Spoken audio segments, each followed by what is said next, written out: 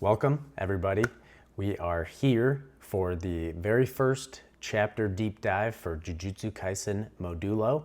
I realize I'm a little bit late with this one. The chapter dropped on Sunday. Today is Wednesday, but unfortunately, my son and my wife both had caught a cold, and it unfortunately kind of transferred to me. So that plus work, I've just been kind of fighting that off, and unfortunately haven't been able to get this video out to everybody yet, but I'm finally feeling a bit better, and I am so excited to dive into this one. Just a quick disclaimer, my deep dives are very deep. No surprise there with the title, but obviously with this being a very first chapter of the serialization, it's over 50 pages long. Usually my 19-page chapter deep dives last anywhere from 30 minutes to an hour. So I'm going to do my best to kind of chop this one down, not go into every single nitty-gritty, minute detail, but it will still obviously be very detailed regardless, because that's just the type of person I am. So I'm going to stop yapping because we're going to get right into the chapter here. And it opens up with a spaceship above the earth, something I never thought I would be saying in regards to Jujutsu Kaisen. But here we are.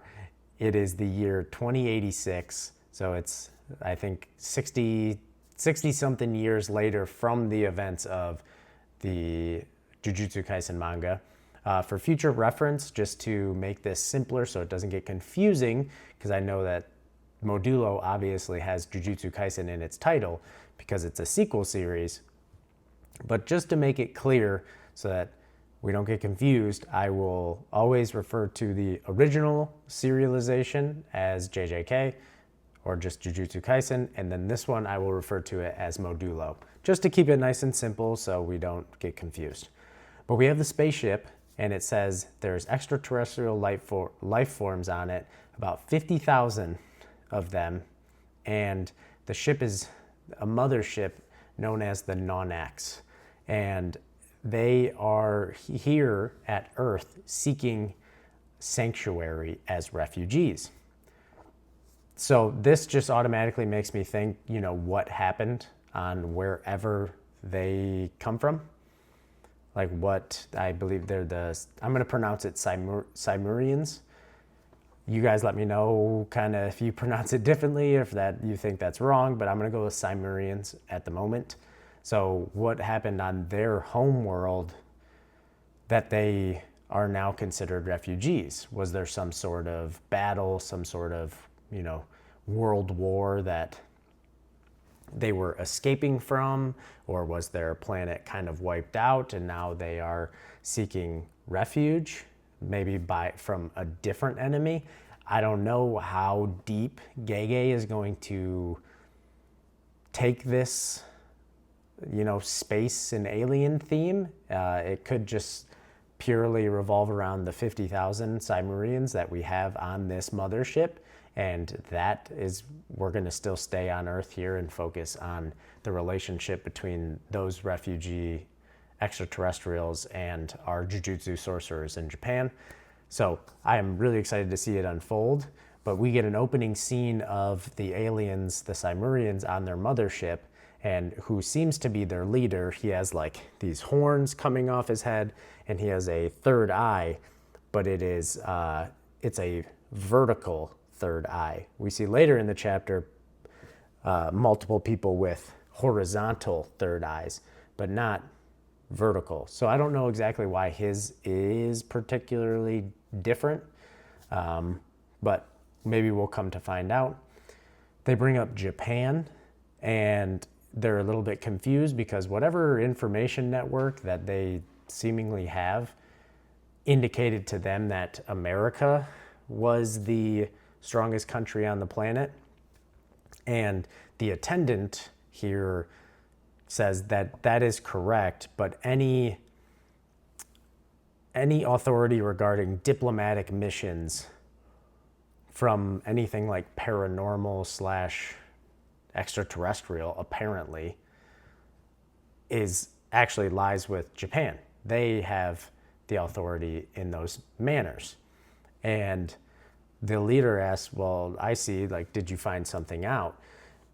And it turns out that they found out that there are people in Japan who have similar powers to their own, and those are the Jujutsu sorcerers. So somehow these extraterrestrial life forms, the Simurians, have some sort of power that is akin to cursed energy on Japan, which this excites me greatly because one of my favorite things in Jujutsu Kaisen was the power system and how detailed it was and how nuanced it was, but built very strongly on good first principles around cursed energy. So I'm really excited to have a chance to potentially expand that power system with whatever it is that the Simurians use as well. Because my question is, can they integrate? Can they like use both? Or is it totally separate? I don't know, but I'm super excited to find out. And the chapter opens up. We kind of cut away from the aliens and we go back to Yuka Okotsu, so one of Yuta and Maki's grandchildren. She is at 6 years old. We get a whole montage of her just spending time with her grandpa, clearly, very close with him. Even Yuta says, like, you really are grandpa's little girl.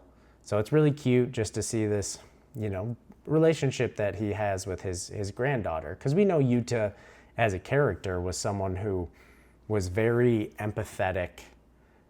His main theme around his character was love.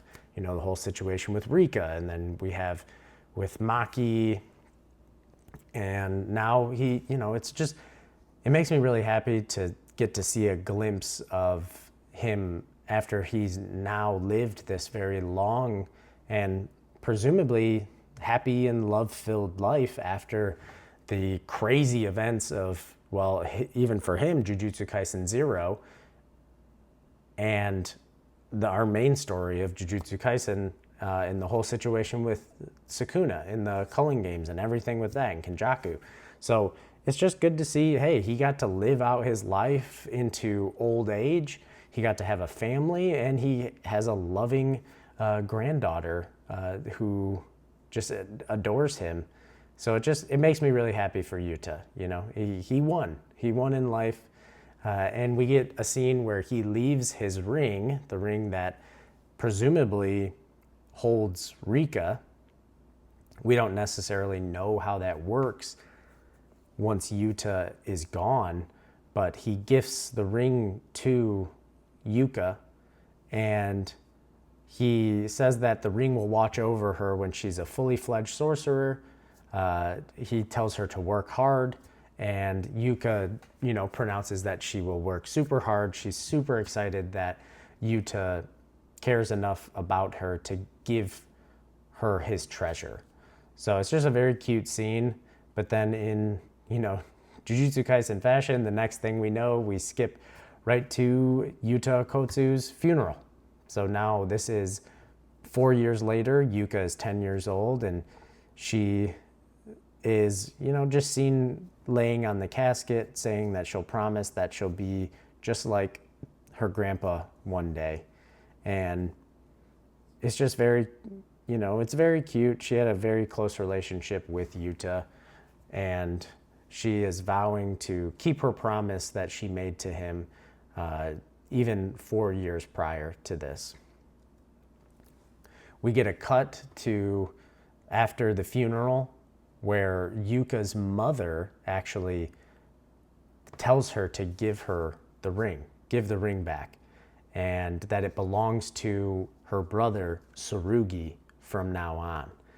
And, she protests, obviously, like, Grandpa gave me this ring, not him. And in very traditional sorcerer clan family politic response, she says that the ring is a cursed object registered to the Gojo clan's cursed warehouse, and she has no right to have it, and only Tsurugi is suited for it. And so ultimately she had to give the ring back, and we get to see Yuka approaching Tsurugi and telling him to give the ring back. And Tsurugi is very matter of fact about it and kind of cold, and just tells her that he didn't make the call. So basically, don't bring your problems with this situation to me. He's just like, it's not my call. And she, of course, goes to basically hit him, and we get to see the end result of that is he beat her up instead. So he is 1 year older than Yuka, and then we get to see her training to become stronger, and she wants to make everybody say that she is strong enough that she is worthy of the ring, because that's what Yuta had said, for her to work hard to become a stronger sorcerer, and that the ring will watch over her when she is a fully fledged sorcerer. So my mind goes to the potential that whatever a fully fledged sorcerer means, that is the only time in which maybe Rika will be activated. Like, I don't think maybe it will happen prior to that. I kind of just have my thoughts about it, and I'll tie it in later to what occurs in the chapter. But for now, I'm just kind of cooking up some thoughts or theories of the ring and maybe its activation conditions. I'm not sure, but let me know, in the comments below if you have any thoughts specifically around the ring and Rika, and will she end up manifesting again? And if so, how will that happen? So anyways, we're going to continue on. We get a scene of the curse user, the enemy of this chapter, as it will be, and he's playing a video game with some random child and ends up knocking the child out after they just have a conversation around the video games and death. And this is one of the sections of the chapter.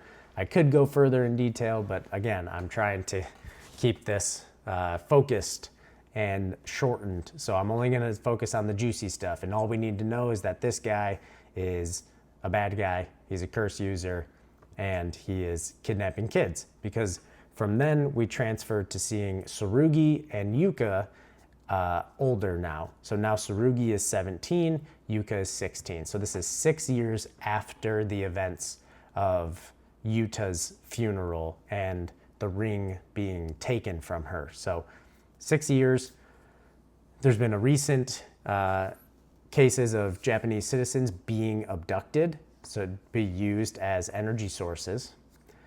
We know, and this ties all the way back to our good friend Kenjaku, who manipulated foreign forces to eventually, basically, he blew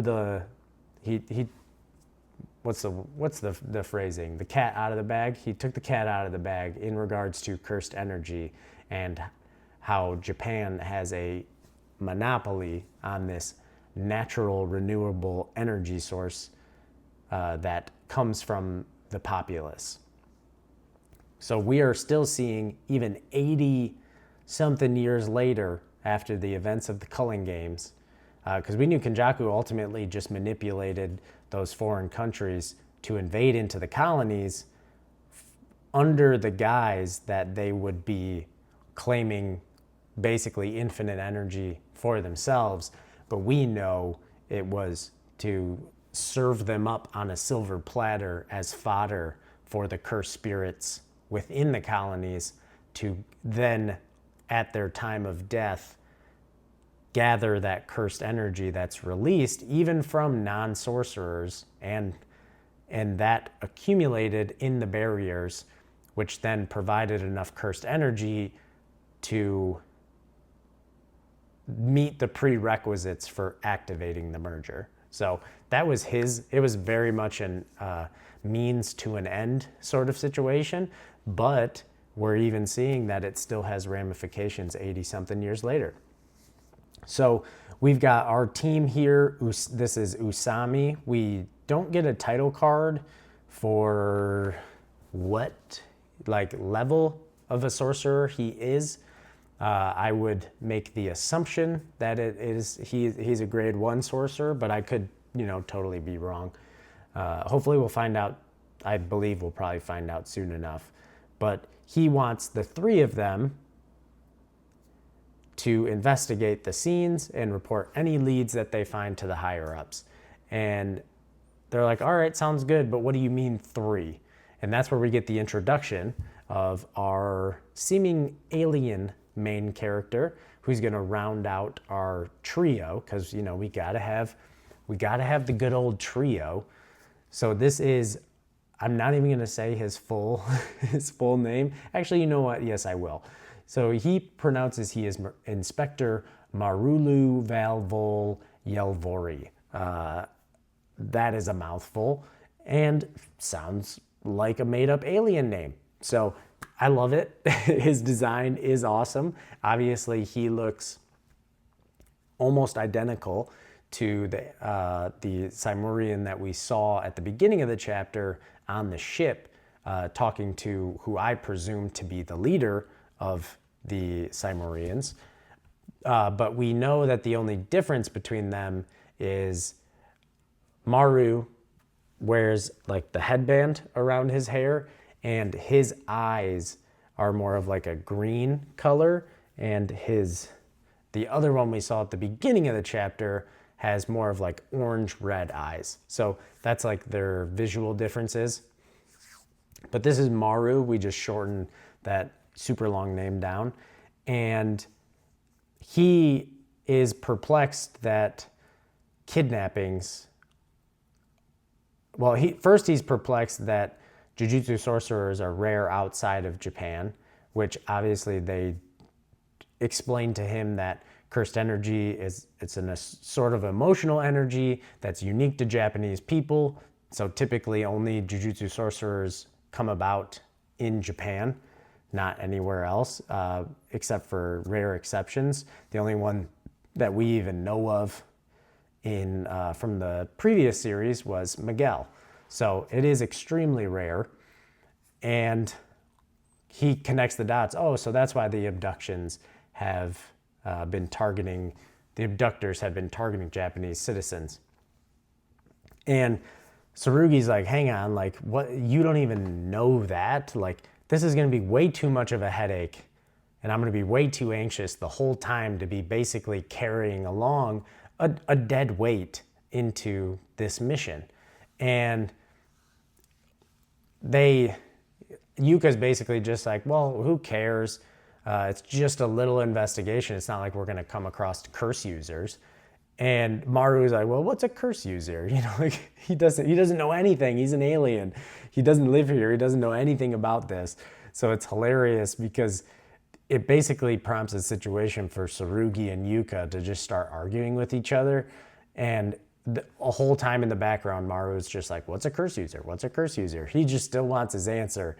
And they're just fighting like cats and dogs. But then they stop fighting to both basically yell at Maru, where Tsurugi's like, curse users are bad Jujutsu sorcerers. And Yuka's like, well, if you don't be quiet, like, we'll leave you behind. So I actually really like this dynamic, and I'm excited to see it going forward in this series, because it's like we have Yuka and Tsurugi who are like cats and dogs who are going to fight each other all the time.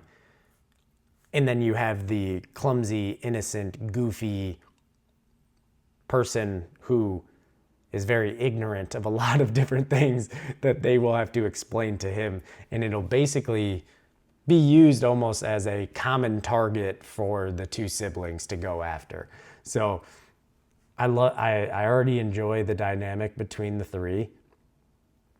But basically, Maru talks about the fact that he is there, like, don't mind me. Like, I'm not going to help at all. I'm going to see, he's like, I'm going to see for myself what you two are made of. And he thinks to himself that I need to check out the Earthlings who share our powers and see if they can coexist with us Simurians. So that's clearly his mission right now, is a diplomatic mission to see if it's possible that they can assimilate and coexist together with the Jujutsu sorcerers, because they have similar abilities or powers. And he says who share our powers, which would indicate to me that it's going to be very, very similar, which is super exciting, because then that gives the opportunity for new domain expansions. And that will always get me excited, because domain expansions still to this day are one of my absolute favorite like trump card moves in anime and manga. So I am hoping that we get to see some new domain expansions from both our cast of Jujutsu sorcerers, but also the Simurians as well. So we get our mission started, and immediately Yuka and Tsurugi just completely abandon Maru. They both go running, jump off the bridges, abandon him, and he's sulking. Yuka ends up coming back around to find him, to cheer him up. She gets him some takoyaki. He's just like, wow, it's so nice here. Like, this country has everything. So again, it's reinforcing the fact that maybe his life and the Simurians' life has been at least very difficult in recent years, from whatever scenario caused them to be refugees. So it's, you get to see him taking in, one, a new world, but also things that most Earthlings, most people of Japan or anywhere in the world, just take for granted. Even just the local, shops and restaurants that they have around you, have around them, you just take it for granted because it's there all the time, and you just assume it's always there. You can't imagine a world where it's not. So it's cool to get to see that. But Maru talks about the fact that he had a feeling that Yuka and Tsurugi were siblings, and he says that it's because they're really similar, which obviously Yuka completely rejects, but we can see from the outside that yes, they are very similar. And that is ultimately the fact. Because they are similar, that's why they have so much friction. It's not only the situation with the clan in the ring, but it's also their personality types are they're similar enough to where they just grind each other's gears. And they talk about the fact that Maru's trying to figure out why they do have such a bad relationship. And Yuka explains how Tsurugi took her, most prized possession, and how he didn't really steal it from him, but it was basically still the same thing, because it ended up with him and it's not with her. And she talks about that Tsurugi and her are basically, very similar when it comes to sorcery. So of similar level. It just so happens that Tsurugi is older than her, so that's the only difference maker. And they talk about how hard of a worker Tsurugi is.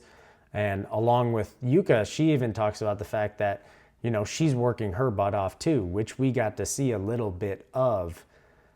So both of them are very earnest and hardworking, and that's one of the similarities that they have between them. But Maru talks about the fact that he realizes that Yuka wants to be recognized for her own individual abilities as a sorcerer. So he proposes the idea of taking on the mission together without Tsurugi, to show everyone how good that she is. And since he's an inspector, it'll basically be like she took on the whole mission by herself, because he himself cannot participate. And she talks about the fact that acting on your own in Jujutsu sorcery, in that line of work, is forbidden. You're not supposed to operate alone. obviously, unless your name was Gojo Satoru, then you could operate however you wanted because no one could tell you not to, and no enemy could stand a chance if their name wasn't Ryomen Sukuna. So it's still the same way that it functioned previously. It's like no solo missions out there. We're not just having one-man teams. But she said she never said that she wouldn't do it. So she doesn't care, obviously, too much about the rules because she has her agenda of regaining the ring, and it has to come through recognition of her individual strength. So she needs to find a way to stand out in that regard. So they go on the search. They're just looking. They can't find anything, but then they do stumble across a barrier.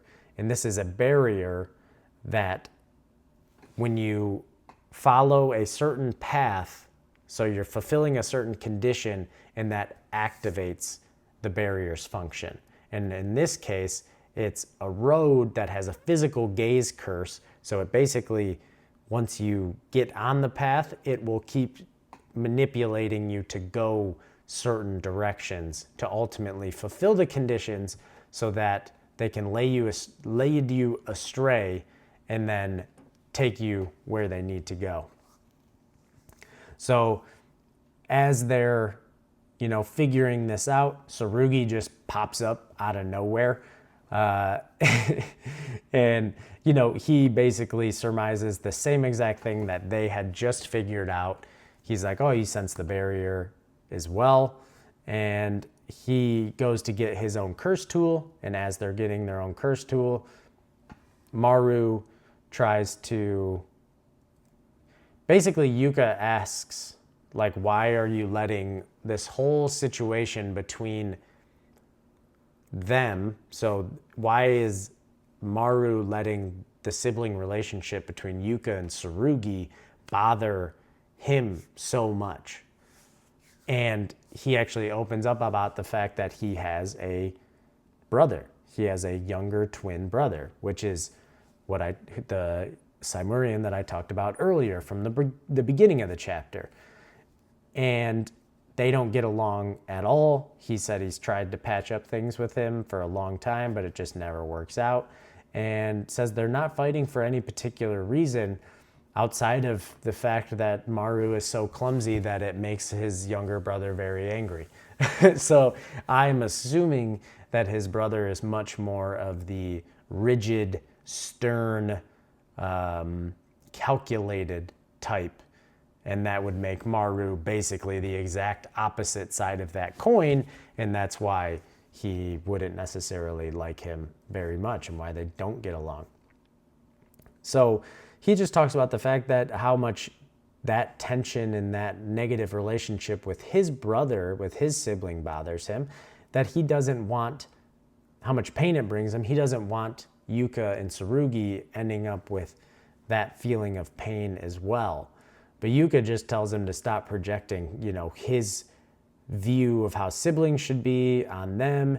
And basically, she doesn't care about Tsurugi as long as she gets the ring back. That's her only focus right now.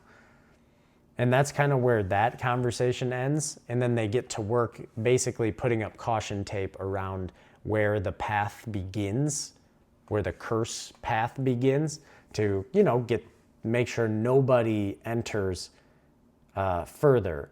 Of course, some kid who doesn't pay attention to anything, as always, ducks under the caution tape and just runs straight down the alley. And this is where we get an awesome panel of these two giant hands coming out to grab him, grabs the kid and shoop, teleports. So this barrier has worked in spatial transference into it, which Tsurugi comments about the fact that it is a pretty top tier curse user. And I mean, I have to agree, because we know that barrier techniques are not something that everyone can do, and putting spatial transference into it is something that is actually pretty high level. So give this random curse user some kudos. But Tsurugi claims that he's going to go in after the kid. He tells Yuka and Maru to just go back and report it to Usami. Yuka denies it, says, no, I'm going with you. And Tsurugi tells her no and says that he's going by himself and you're not coming because he wants to prove that he's stronger than her. And of course, she vehemently rejects that and says she's going too. And we get to see the hands for the spatial transference come back out, but only around Tsurugi. And it teleports him out, but it leaves his sword curse tool behind. And so the katana got left behind, and Yuka surmises that the barrier is repelling anyone with too much cursed energy. Basically, to keep sorcerers, mainly powerful sorcerers, from breaching it so they could ultimately stop the curse user. But Maru questions, well, isn't Tsurugi a powerful sorcerer? And Yuka answers that he's a special case. And not very surprising considering that his grandmother is Maki Zenin, the heavenly restricted beast that she is. And it seems like he inherited that from her because she says that he's a special case and he's a sorcerer who doesn't have cursed energy. And that's why he uses a cursed tool, because we know that when it comes to exorcising cursed spirits, even if a heavenly restricted user can see them, sense them, they cannot exorcise them with their bare hands because you must use jujutsu of some nature to exorcise a cursed spirit. So that's why he uses a tool. That's why Maki always used a tool. Same with Toji. But this part is where I kind of like scratch my head a little bit, and it's in regards to Tsurugi, because there's a few different things, and I'll go into it further as the chapter progresses, but there's just some somewhat inconsistencies, because we know that heavenly restriction, at least in the regards for physical prowess, it depends on your amount of cursed energy, because we know that Maki at the beginning of Jujutsu Kaisen had a small amount of cursed energy, so she was still incredibly physically gifted, but it was nowhere near the level of Toji, who had 0 cursed energy, none, completely broke away from it. And we know it wasn't until Maki was able to completely break away from it after the passing of Mai, who took all of the remaining cursed energy with her, that she was able to fully realize her true heavenly restricted abilities. So from what Yuka says, she's saying that Tsurugi has no cursed energy, but there's going to be a contradiction shortly hereafter that I'll talk about once we get there. So we move on and Maru's freaking out because he's like, this is really bad. Like, what are we going to do? And Yuka's just like, not a big deal. We'll just do like Tsurugi says, and we'll go back and report this, and we'll be done for the day. And Maru's confused because he's like, we're not going to go help him? Like, what are we doing here? There's a kid, your brother is literally just got teleported away. He doesn't have his curse tool. Like, what's going on? And, Yuka's just like, I have 0 motivation, to be honest, to go do this. And she's being a bit childish about it because she's like, you heard what he said to me. Like, he's basically harassing me. But she's basically like, oh, well, he didn't think I bet he didn't think his curse tool would get left behind, like his katana would get left behind, so serves him right. He was being mean to me, so he gets what he gets, and he can't be mad about it. And Maru is just flabbergasted because he's just, I mean, he realizes, he's like, this isn't right. Like, we need to go help them ourselves. We need to go help Tsurugi ourselves. And he makes the point that if Tsurugi gets killed, Yuka is going to regret it for the rest of her life. And he doesn't want to let that happen because he believes that one day Tsurugi may have a change of heart. But ultimately, if he dies now, there is no chance of him ever getting to that point. And he's her only sibling. And no matter how much they fight, no matter how much he insults her, you know, don't curse your brother in that way. And he's making great points, but Yuka also is like, you just showed up here. Like, why are you pushing your own ideals on me? And Maru stands up again and he is arguing, well, what's wrong with ideas? Because ultimately, if I have ideas that I want other people to live up to, when they don't live up to them, you know, I'm the one who gets hurt. It's not even you. And I might get humiliated and it's going to hurt and I'll be in pain. But ultimately, it's just pain. And if you're going to give up on your ideas, at least be hurt and humiliated first. So don't give up on your brother. And I love this it's very reminiscent of the fact, like how Yuji's special ability was his indomitable will, his unbreakable, unshakable ideas. And that's the part that bothered Sukuna the most, because at that time in the story, it wasn't like Gojo, where he was, it wasn't his ungodly ability with Jujutsu. It was the fact that no matter how many times you beat him down and try to break him and humiliate him and put him through pain, Yuji would never give up on his ideas and he would just keep pushing forward. And that was impossible to stop. And that's ultimately what led to them being able to defeat Sukuna. So Maru here is standing on his ideas as well. And his ideas revolve around harmony. He wants them ultimately to leave the door open for a reconnection and finding harmony between them. But that will never happen if they just allow Tsurugi to be killed right here. So basically Yuka succumbs to Maru's speech, but I'm not going to save him. I'm going to go punch him in the face. And Maru is like, fine, all right, sounds good.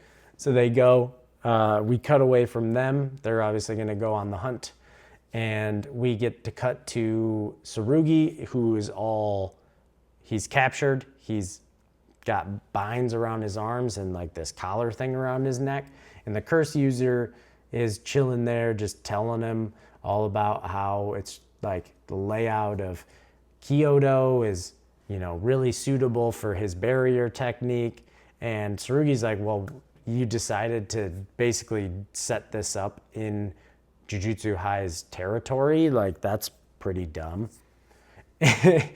And the guy's like, well, who's dumb now? Because clearly you're captured and you fell right into it. So you should probably, that's the pot calling the kettle black there. So it's just a pretty funny moment. But then the curse user actually says like he's going to quit human trafficking. And that's because aliens have come here. And Tsurugi's just in disbelief. He's like, oh, you're one of those people? Like, you got the tinfoil hat on and you believe in aliens? Like, okay, dude. Which is so funny for him he's a Jujutsu sorcerer. He's got like curse tools. He sees other people use curse techniques. They fight literal spirits, like cursed spirits. that are just paranormal, like, but you can't believe potentially that there's aliens. It's funny, like, yes, I accept this very unbelievable thing over here, but I do not accept this other thing that you would also categorize as unbelievable. But yeah, that one, that's just too far. You've gone too far for me now. So it's just funny. But somehow this curse user has a very good information network, because he talks about the Inspector General has declared that the extraterrestrial invasion, so the Simurians on their mothership, and the potential of their invasion is a special grade incident on par with the attack by Ryomen Sukuna 68 years ago, which is insane. Like, that's crazy to me. Obviously, we don't know if that is true. I don't blame them for, just with all of the unknown variables, I don't blame them for putting the threat level so high. But also at the same time, that was Sukuna we were talking about.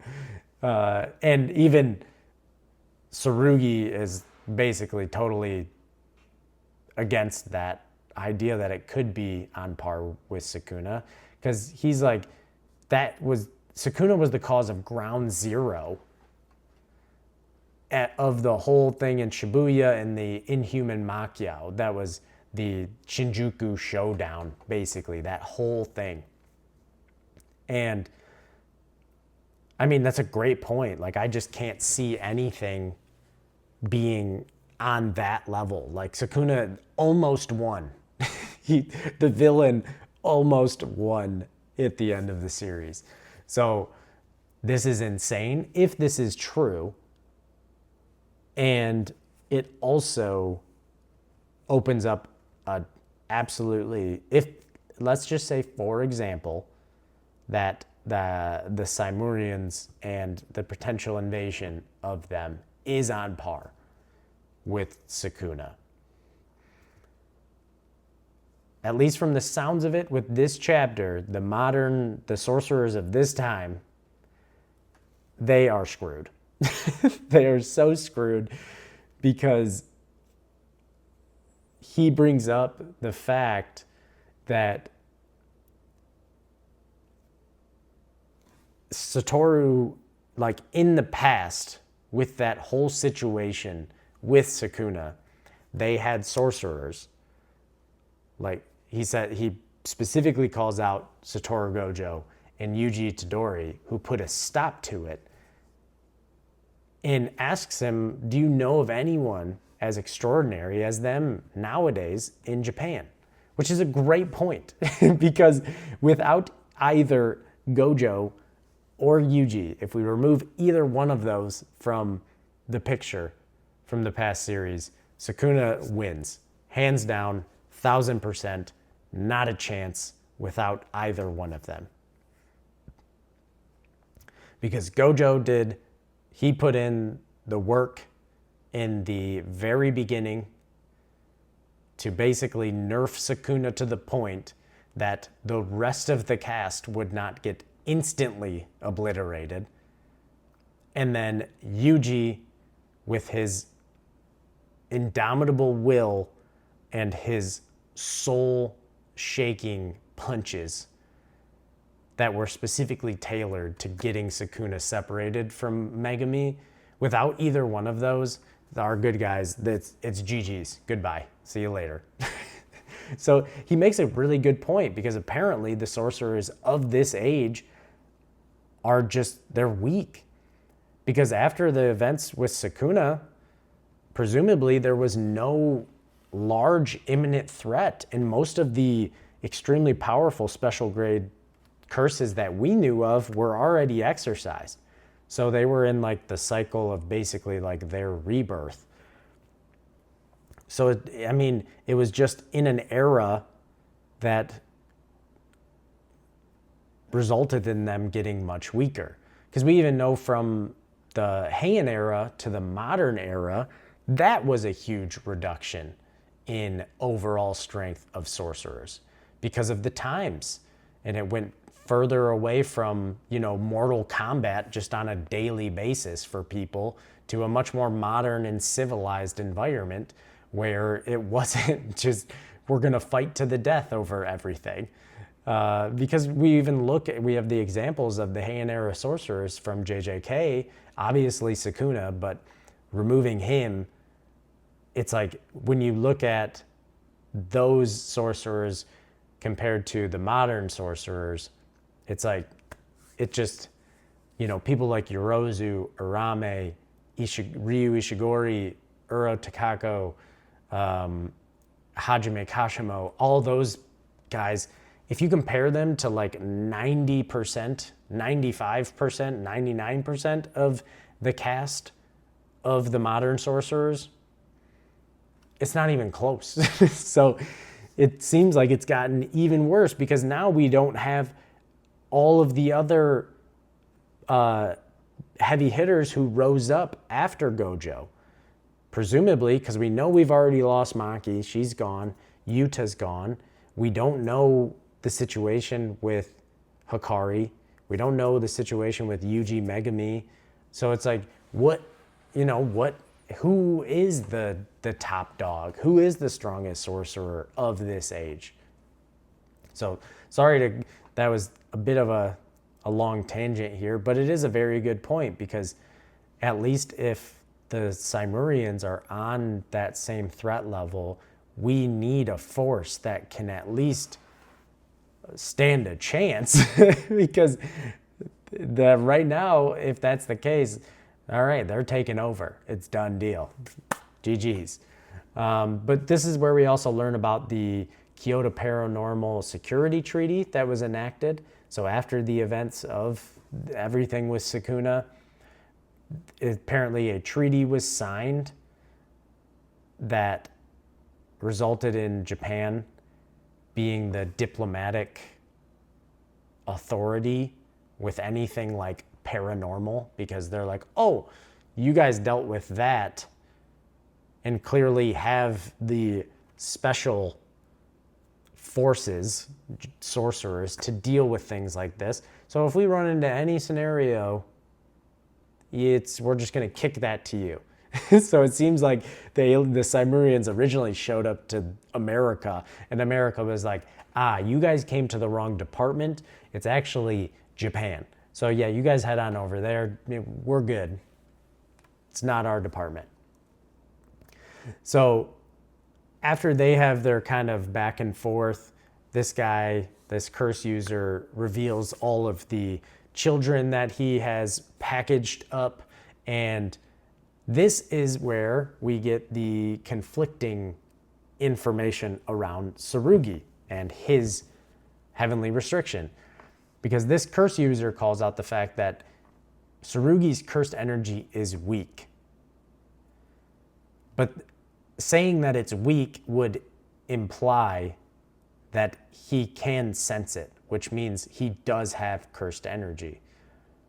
But Yuka had said earlier in the chapter when he was teleported that he has no cursed energy. And we know with heavenly restriction, like I said earlier about it, there's a very large distinction between a weak cursed energy and no cursed energy. And I'm more so leaning on the side of that he has a small amount of cursed energy for another reason that we'll see later on. But the kidnapper, curse user, just starts beating on him, and he's all in his villainous glory that no one's going to find him and come save him. And of course, the door comes flying across the room, smashes into him, and we have Yuka and Maru there to save the day. This is where we get revealed to what Maru's curse technique, at least a part of it is, and it revolves around harmony. And he's actually able to find the location of Tsurugi through Yuka because they are biological siblings, and he can, the technique will seek the balance in the world to find the person who is an equal match to her, which is her biological brother.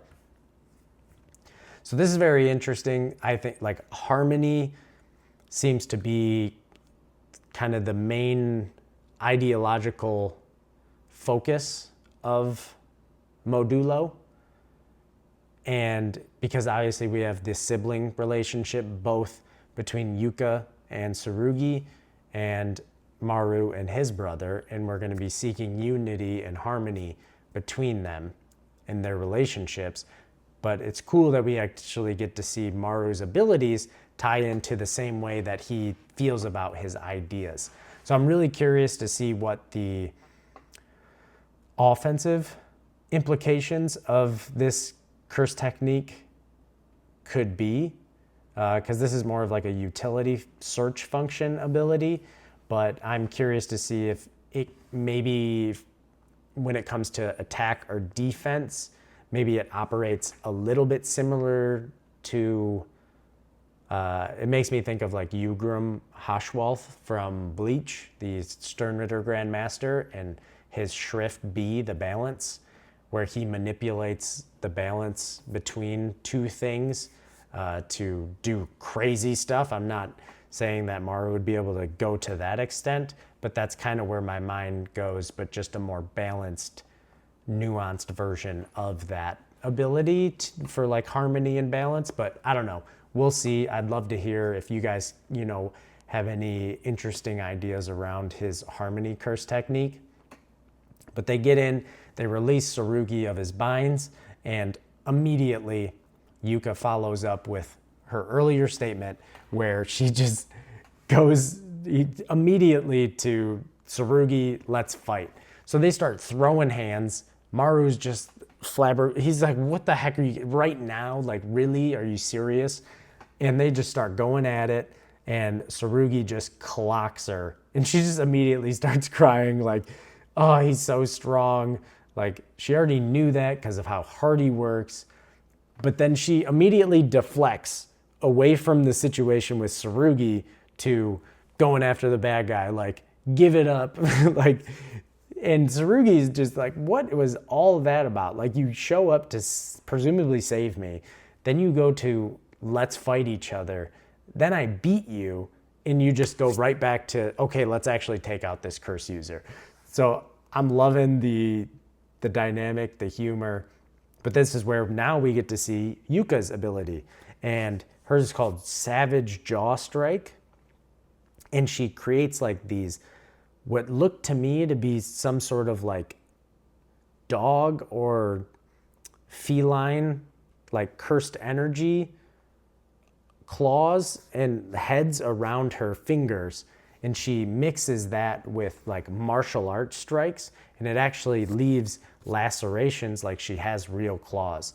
So I'm wondering if her ability is not only, I think maybe it revolves around different types of beasts. So like different savage beasts, and she can use the cursed energy to reflect the different sort of abilities that different beasts have out in the world. I don't know. That's what I just like initially thought of. So I'm curious again, like, let me know what you guys are cooking up around Yuka's technique. But it looks pretty sweet. It reminds me a little bit of like from Hunter x Hunter, Castro from the Heaven's Arena, who fights Hisoka. He uses like the tiger bite fist. So it kind of just reminded me of that. And they're going at it, but the curse user uses some of his talismans in the area to teleport behind Yuka to counterattack. And this is where Tsurugi steps in, asks for his katana, and we get to the reveal that this curse tool is called Honoyagi. And the sparks, the scabbard and the guard generate sparks that are infused directly into the blade.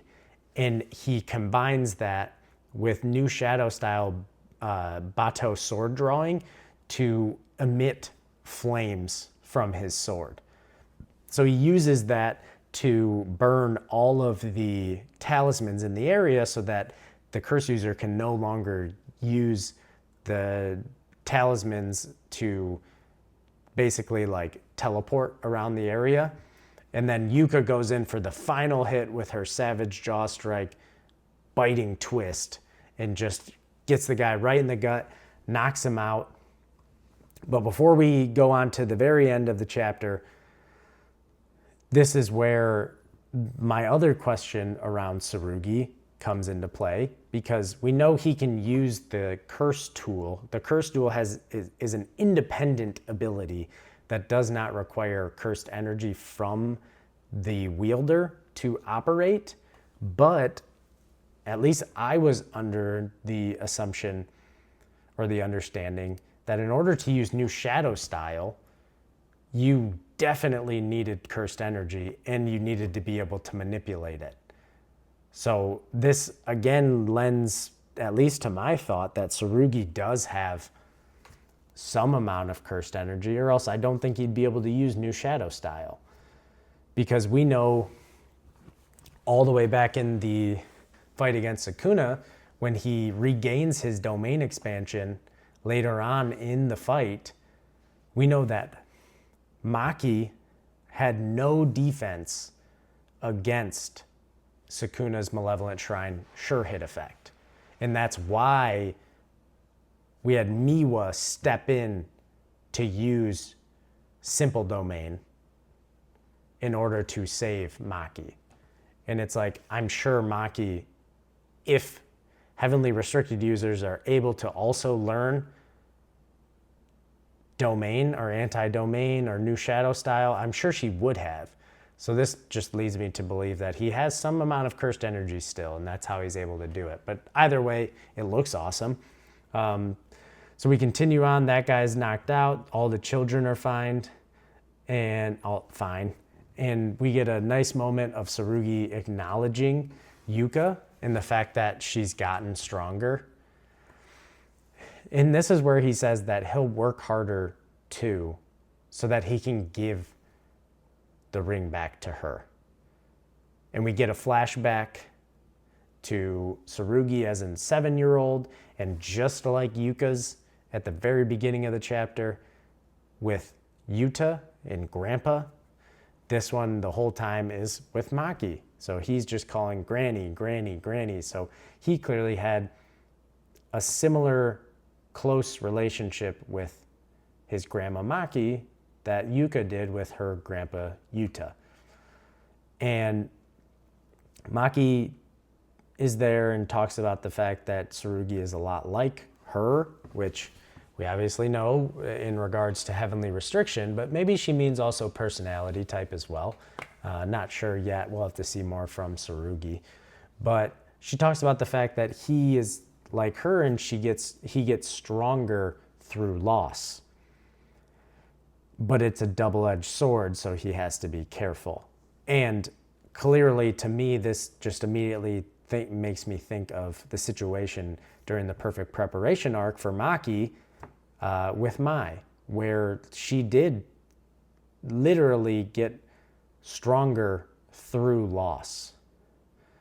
Because after Mai passed and took all the cursed energy, she was finally fully realized as a heavenly restriction user and became stronger. But it was a double-edged sword because she lost the most important person in her life, her twin sister. So it rings very true. But she acknowledges the facts that leaving things is also important. And I think that's a very real lesson even in life. In real life, there's a lot of times we hold on to things because either they're like sentimental or they've been around for a long time or we're, just comfortable with it. But a lot of the times leaving certain things behind actually leads to a lot larger growth for us. So just thought that was really cool and very wise from Maki, obviously, as she is a much elderly woman at this time. And we get to see that Tsurugi actually overheard the situation with Yuta and Yuka where he gives Yuka the ring. And Tsurugi is talking about, well, I want a ring too.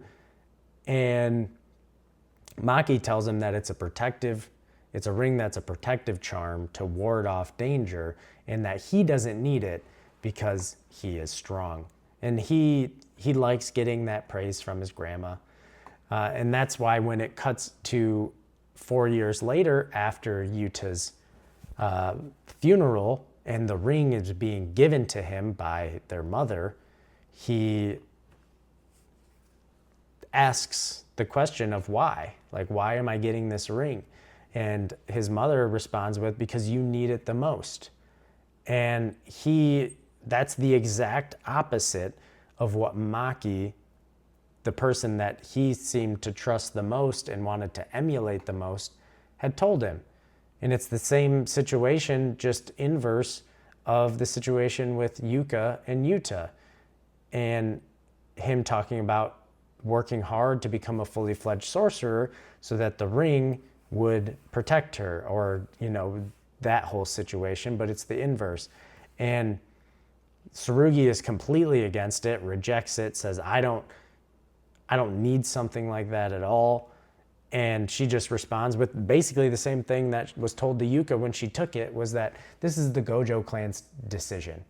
So it's really sad to see that even after the events of Jujutsu Kaisen and Jujutsu Society itself had changed because of Gojo's dream in it coming through with the younger generation to upend Jujutsu Society and change it so that it wouldn't steal the youth away from, children, and put him or like people like him or like Suguru through the same thing to prevent that from happening again. And it did work, and like he got rid of the higher ups and replaced him with Gakuganji, who had changed throughout the story.